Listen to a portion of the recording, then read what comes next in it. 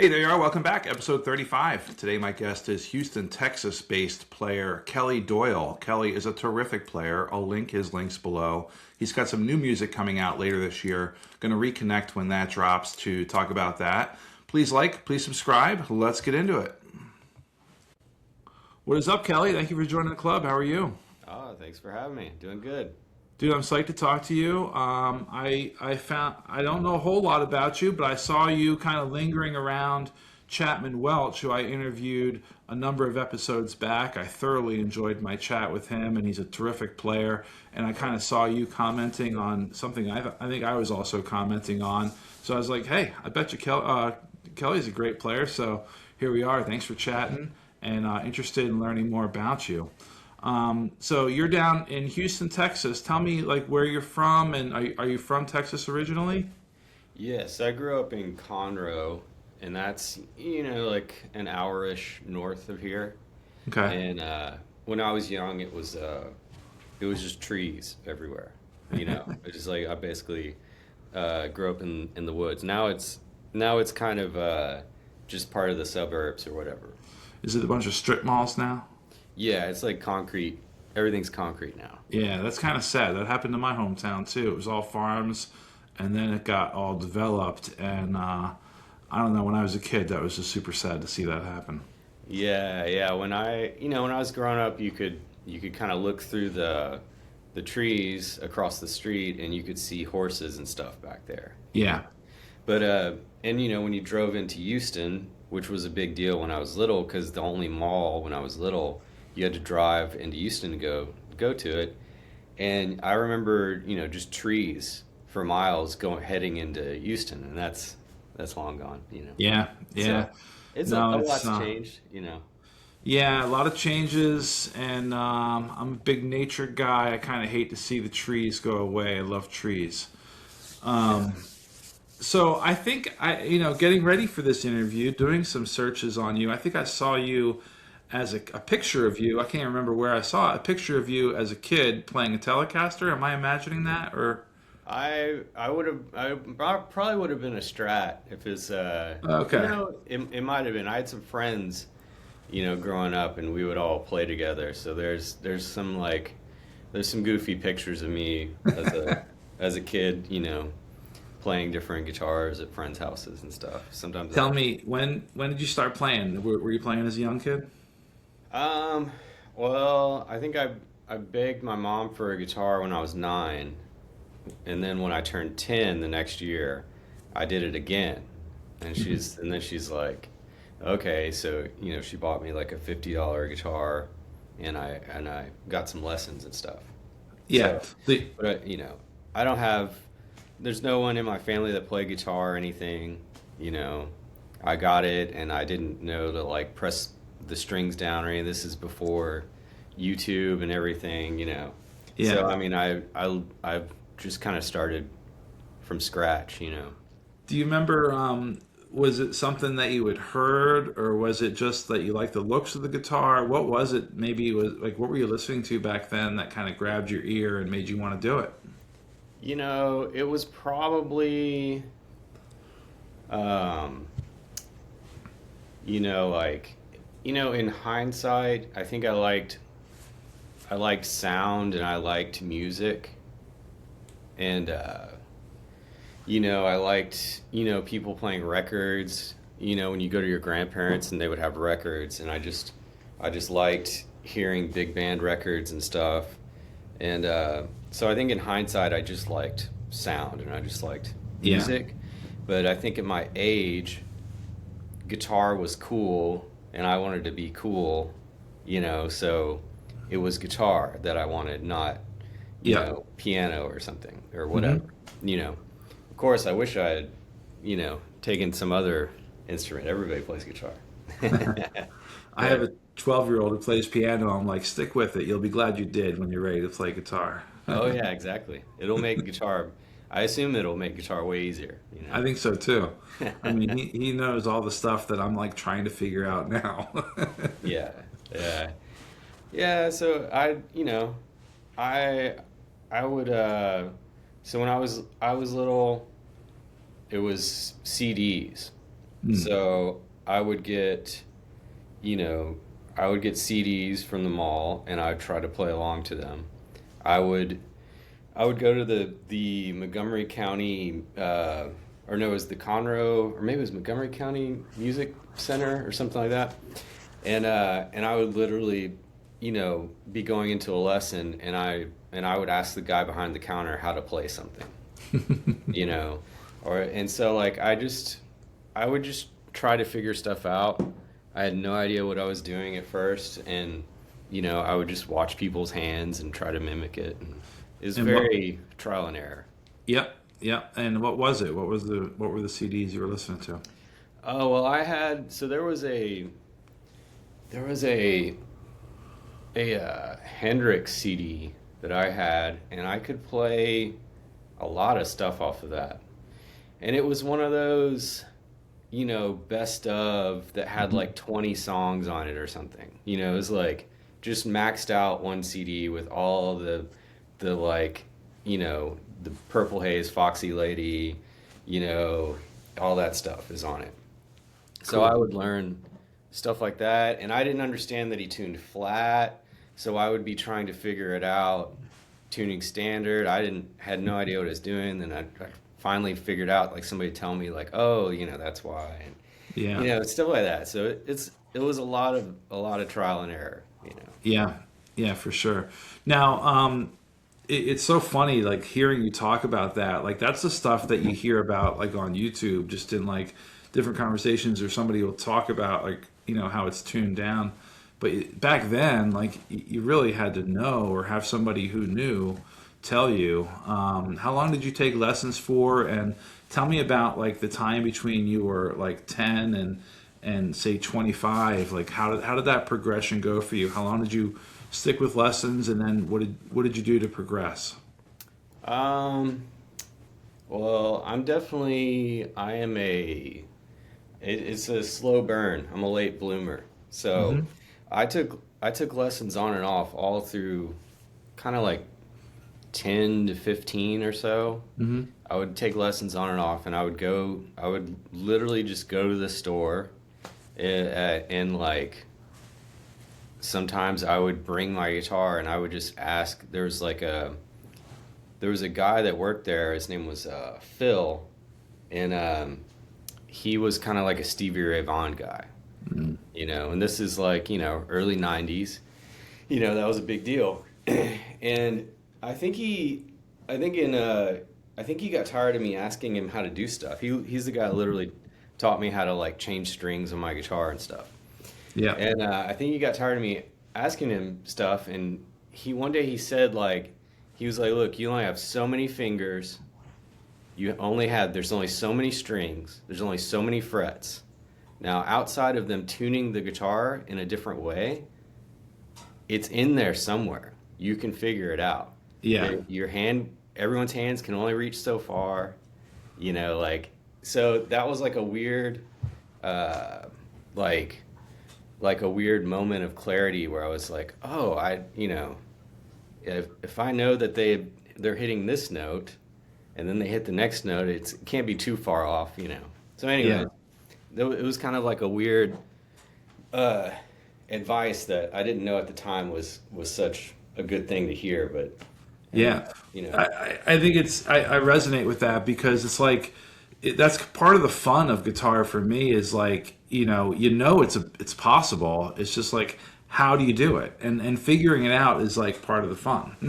yeah, I used to kind of like have some weird hang up on guitar and how it is like an awful Tetris maze where you can play the same note multiple ways, and every Yeah, time it sounds a little different. The intonation of a guitar is awful. Like yeah. a guitar and a piano playing duo is like such a nightmare tuning wise. Hmm. So, but now I don't know, I think I went through that or something, and now I kind of love how like awful the guitar is, and with like that in that respect. Yeah, the beautiful chaos. Yeah.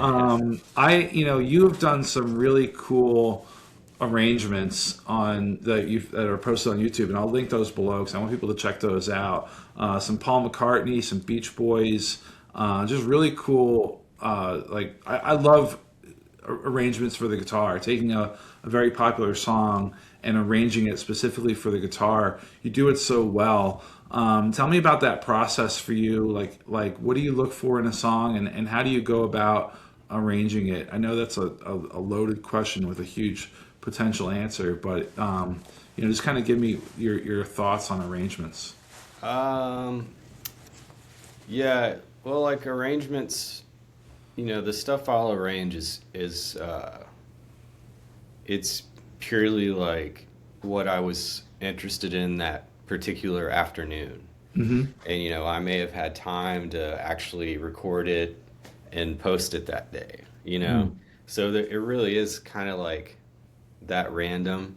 I don't I don't think about it too much, like um and sometimes I'm making an arrangement to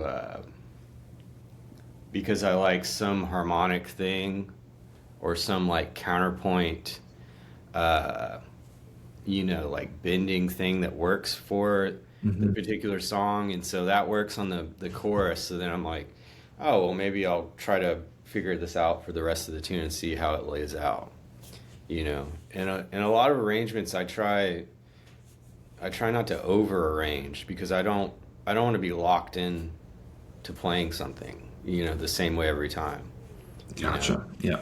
like it needs to have some sort of wiggle room, Hmm. as far as like you know I I'd never been interested in like I play a complicated arrangement and I try to nail the arrangement every time or whatever. Like I like more to like improvise and try things out and that sort of stuff. So you'll have like a framework, you know where you're going, but you kind of weave in and out between A and B, right?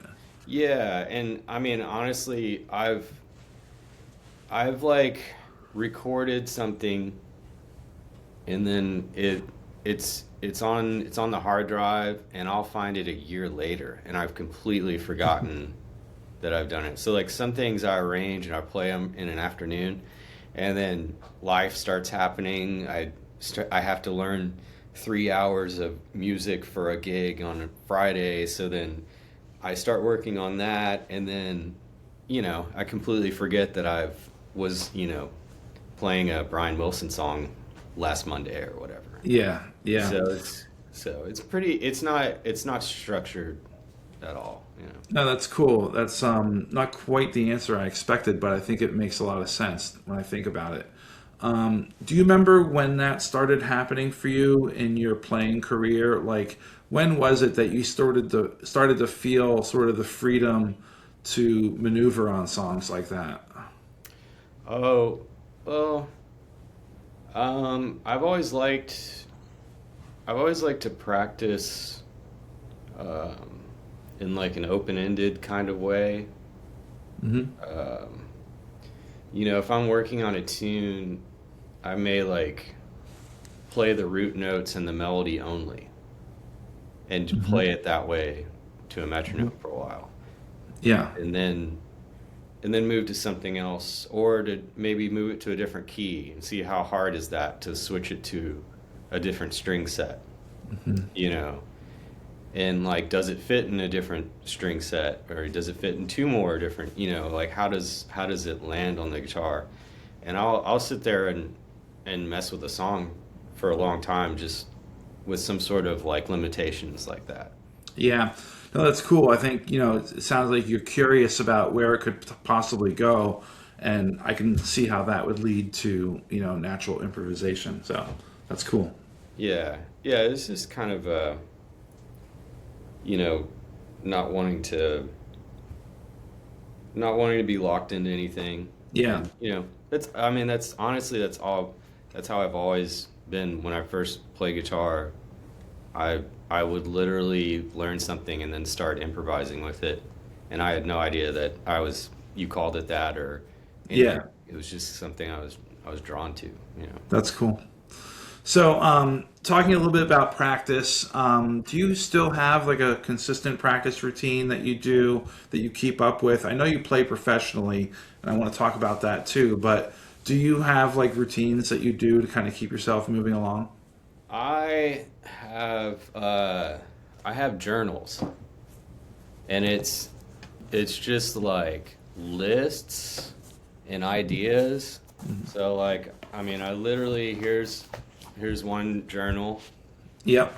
and then here's another one, like right here on my desk. There's another one right back there, and I write down song lists, and it's not even necessarily like things that I know, or like, you know, I'll write down like a bunch of Wes Montgomery songs that I like, you know. Yeah. And maybe I'll go through and learn some of them, maybe I won't, but you know, I'll write a date down, and I'll write down what I worked on that afternoon. And Yeah. it goes in the journal. Yeah. And it's total chaos in there. Like it's not like it's not uniform in any way. I do have a calendar too, and I'll like it's one of these calendars that's just kind of blank, and you can write in the date and everything. And so like each day isn't, I don't know if you really see it, but like each day is not filled in, but like if I worked on something on that day, I'll like real tiny write in what I worked on. Or if I had something to do that day, I'll write something in. And then sometimes I get really into this, and I'm like writing everything into this, and then I forget about it, and I'm doing it elsewhere. So it's like it's a little silly, but that's how I work. No, I find it interesting, and I think it's a great idea to kind of log your work like that daily because sometimes I'll go to the guitar. I don't pick it up every day, but like some days I just pick it up and it's like I'm starting fresh every day. So it's nice to have like a sort of a history that you've written down that you can look back on and I want to go back to this song or whatever it was that you were working on, and maybe even Yeah. put stuff in the future. Like next week I want to work on this stuff. Yeah, like right now I've been every day I've been playing the same, like I think it's 4 or 5 Charlie Parker heads. And Nice. so I have them written down in this list, and I try to play them. If I only have 10 minutes, maybe I'll just play one of them. But honestly, the biggest benefit of doing this kind of journaling that I've found is when I have trio gigs or quartet gigs. Yep. I don't get to do them so often, and in all these, there'll be some page where I've written the date down of the gig, and I've written the set list, and then hopefully maybe after the gig, I wrote down what we actually played, because sometimes the set list is this, and then I decide that we're going to do something else. So, and then like a year later, if I'm doing a quartet gig and it's the same people that I played with the year before, I'll go look back and see what we played, and it'll jog your memory, and you'll remember like things that happened that night that you otherwise I wouldn't have never remembered. Yeah. So No, that's honestly that's the biggest benefit of like journaling what I play and what I do. that's really cool. It makes a lot of sense. Tell me about your playing professionally. I think I saw that you play in Austin quite a bit, right? Yeah, I kind of, for a while I was driving out there about twice a month, but it's kind of gone down a little bit lately. But yeah, Hmm. I'll go to Austin. I played Monks a couple times recently. Hmm. It's a really great venue. If you're in Austin, you should go there. And they just moved. I haven't been to the new spot, but they have a bigger spot now. Um, but yeah, I'll go. I'll play in Austin. A good buddy of mine, Jeremy Bruck, plays drums out there, Hmm. and we'll play sometimes. Or Daniel Dufour, he's a great drummer too. Um, and who else? Sam Pankey is a really good bass player. I Yep. play with sometimes, but Who does he play with? I recognize that name. Does he play with anybody I might know? he plays with Heartless Bastards some, and uh, he plays with I think a lot of the jazz guys in Yeah, Austin. You know. yeah. Is that when you're playing in a trio setting? Are you playing sort of a jazz type vibe? No, I mean yes and no. It kind of depends on who I'm playing with Hmm. too. Um, I play a lot with a bass player. His name's Will Story. He's a Houston guy, and we've been playing together a lot. And it is kind of like a mix of my tunes and and country songs and jazz songs. Um, and he's he kind of has like a he's I think he's similar to me in the sense that he's kind of got a foot in every world, so Hmm. we can kind of make a sound that's kind of in everything but is still sort of consistent to what we're doing. um, but then sometimes I play with like upright jazz players, and then I end up kind of playing more jazz tunes and swinging more. Yeah, So, I yeah. No, I noticed the stuff that I saw of you online. Like you could go in a lot of different directions, and you seem like a very versatile player. Um, Yeah, it's kind of a catch-22 of I spread myself thin. If I could just choose a lane, then maybe I can get somewhere. no, I don't know. I think it's all good. I think having the versatility is good. Well, I'd love to, excuse me, I'd love to hear you play and talk about your gear a little bit. Yeah, yeah, sure. Yeah.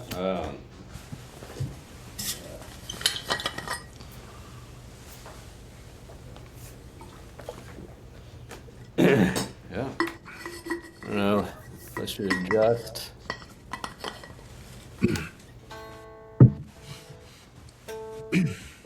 How do you know Chapman? Do you play with Chapman at all in Houston? Um, yeah, we played some gigs together. We played Nice. some country gigs together. Um, and I played, he has a really cool like festival like in Yeah. Rice that he does, and I Hmm. played that. Yeah. Um, and I went with him to LSU and did that too. Cool. It was very Yeah. cool. Yeah, he's a good guy to follow. He always has lots of cool stuff going on. He does. He rips on the guitar too. And I think of your playing as like kind of similar to him. Like, would you consider yourself sort of a similar style? Yeah, I think he leans a little more bluegrass. Yep. Yep. Um, but yeah, I think we have similar styles. We both kind of do the chicken picking thing. I noticed that, yeah, which I have not even been able to attempt yet. That is kind of next level. Yeah, there's a lot of hybrid picking that we both do, but we kind of Hmm. both do it all. Everybody does it a little different. Yeah, Um, yeah. When do you think you picked that up? Like when was it in the oh, sequence of your I career? remember who first showed me. His name's Jim Sutton. I think he's still around. Um, he he just showed me. He's like, you have these other fingers. You can use these fingers. And it was just kind of like I was like, oh, and I just really took to it. Yeah, And I it became kind of a crutch for me, because for a while, like my up pick was my finger. it's a really cool sound. I love it, and I think it's a distinctly Southern thing. Like I've never come across anybody up here who plays like that. So Yeah, it's a weird it's a weird thing, but it can be really nice for like kind of piano-ish kind of totally, it's an sounds. amazing sound, and just another great example of what you can do with this instrument. So cool. Yeah. Yeah, it's so yeah, it's and like just the banjo roll thing. Yeah, yeah. All those banjo Have rolls are so nice. Have you always played a telly? Um, you know, I started playing telly maybe like mid aughts or so. When Gotcha. was Yeah. that? Maybe somewhere around then. I played strats and stuff before then. Um, but then I got my first Telly, and it was like an American Standard. I got like a good deal on it, and that guitar I sold, and I mean that was happened to be a really great guitar. Yeah. Um, and this one is actually the first parts guitar Yep. um, that that I put together after that. And this guy Neil Sargent put it together in town. Cool. He's a great he's a really great guitar repair guy in town. He's a funny, grumpy old hippie, you know. Yeah. But this guitar, nothing ever changed on it. This is all the parts and everything that were put on it originally, Nice. you know. And I think it's the only one where I didn't switch a pickup out or something. And Cool. it's pretty lightweight. It's like a really good weight, you know. That's kind of a big part of it for me with tellies. It's just like Yeah. it's not too heavy. To me, it's like a telly, you know, needs to. If it's over 8 pounds, it's kind of like it doesn't, you know, Yeah. doesn't seem right. If it's ash body and it's over 8 pounds, then it's probably a pretty heavy piece of wood, you know. Yeah. Yeah. Not that that matters that much, because I mean it really is all pickup, you know. If you're really just talking about the sound, but to me, I think if these ash and alder bodies are a little lighter, in my opinion, they're just more like livelier or something, you know. Yeah. And they just kind of feel better. A lot of it's just like feel that you can't explain when you pick it up. Yeah, and I always call it string energy, Mhm. which I don't know if that's really like the right way to think of it, but you know, like to me, like these the string energy coming off of here Uh-huh. going into the body is a big deal as far as how it feels Yeah.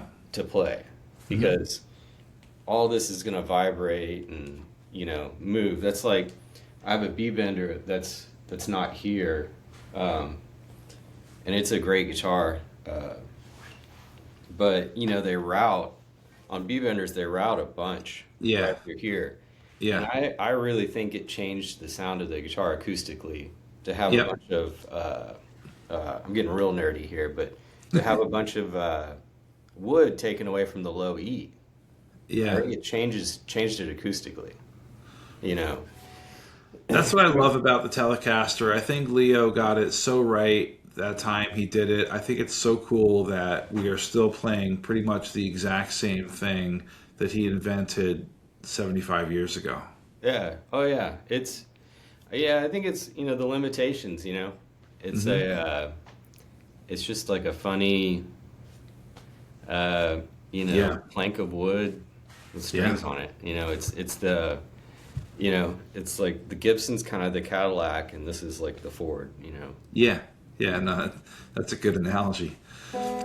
So, is there anything you're working on? I'd love to hear you play. What am I working on? I'm not even sure what I'm Or working on play right whatever you want. now. Let's see. How about this Django tune? It's called Nuage. Yeah.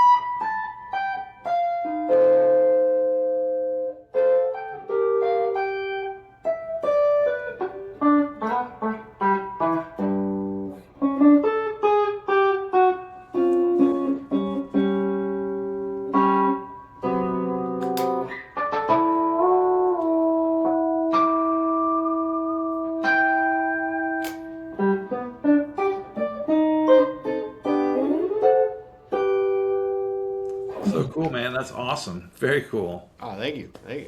That Yeah, it's sounded amazing. Nuage. It's a kind of a Django tune that everybody plays. Yeah, no, I loved it. What are you running that into for an amp? Like, what's your kind of setup there? This is going. It's through that black and red head right there. Hmm. So that's a tweed. It's a tweed champ that my buddy Tony Hall made, and it's called Balls Effects and Balls Amps. And you see, he works for NASA. I don't know if you can see it, but it's like all NASA font, you know. Yeah, that's cool. But it's a tweed. You know, I have a bunch of stuff that he's made me. You know, I'm sure he's kind of like, oh great. You know, every time I message him, you know, was like, what is he gonna ask me about this time? But this amp is really amazing. It's basically just a tweed champ, but you can select your impedance out. And he hooked me up. I really like vintage rectifier tubes. They have a lower plate voltage. Hmm. And so, actually, I was just playing with like a little drive on it. So, but it's a pretty dirty, Yeah, lo-fi kind of an amp, you know. very cool. Very cool. You do that just as a hobby? You know, but it's got enough twang in it, you know. Yeah, love the twang. Is that a hobby for him that he just builds those? I think it's probably half hobby, half business. Yeah, a little side gig. Yeah. But he makes great stuff, and he's very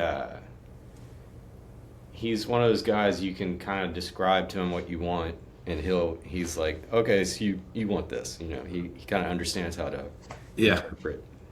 like a NASA engineer might do. Yeah, exactly. Engineer brain. Yeah. So I have that. That's going through the aux right now. So it's kind of dialing back Yeah. the volume a little bit, you know. But yeah. Very cool. Well, Kelly, it's been a blast talking with you. I appreciate your time. You're a terrific player. I'm going to link some links below to your playing, and I hope people enjoy. Thanks, man. Thanks. Peace. Thanks. Appreciate it. Yep.